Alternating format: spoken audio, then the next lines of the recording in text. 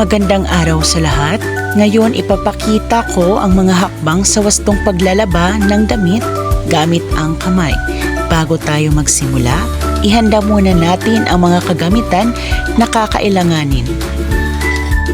Ang mga kagamitan ay planggana, malinis na tubig, detergent o sabon panlaba, timba, at hanger na may sipit. Maaari rin tayong gumamit ng guwantes upang maprotektahan ang ating mga kamay. Ang unang hakbang ay ang pagbabad ng damit. Ilagay ang mga damit sa planggana o timba na may tubig. Lagyan ito ng sapat na detergent o sabon panlaba at ibabad ng ilang minuto upang lumambot ang dumi.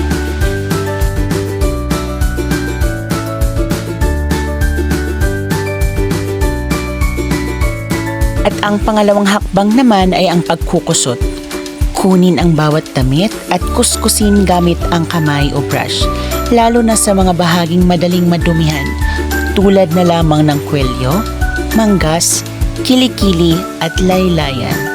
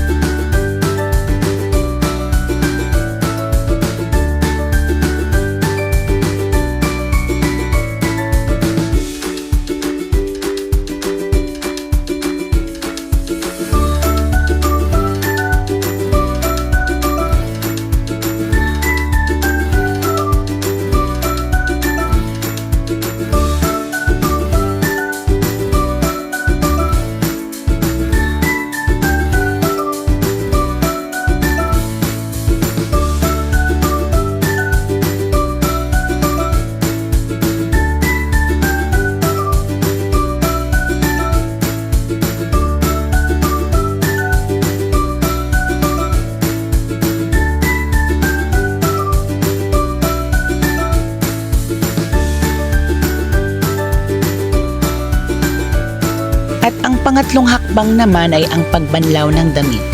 Banlawan ang mga damit gamit ang malinis na tubig.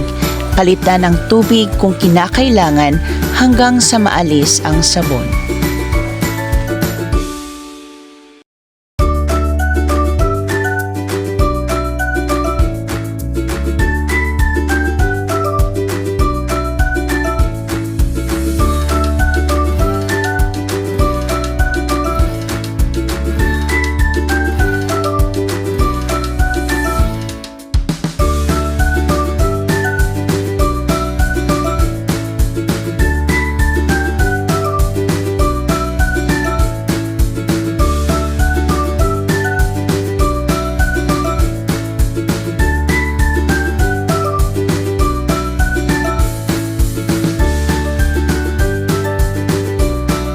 At ang ika-apat na hakbang naman ay ang pagpiga.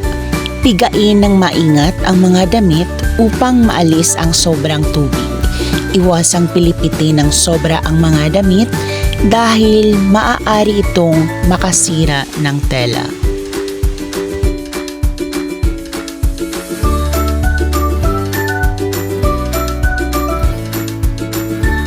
Ang panghuling hakbang naman ay ang pagsasampay. Isampay ang mga damit sa malinis na sampayan at gumamit ng sipit upang hindi ito mahulog.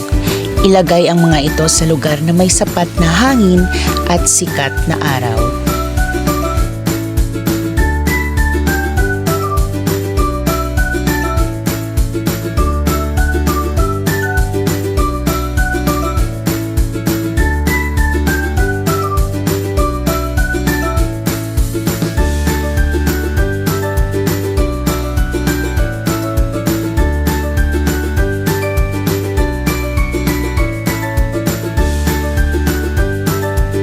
At panghuli, linisin at ayusin ang mga kagamitan.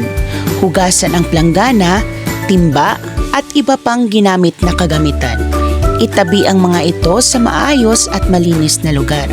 Sa wastong paglalaba, mahalagang tandaan na hindi lamang dapat malinis ang ating mga damit, kundi pati na rin ang mga kagamitan at lugar na ginagamit natin.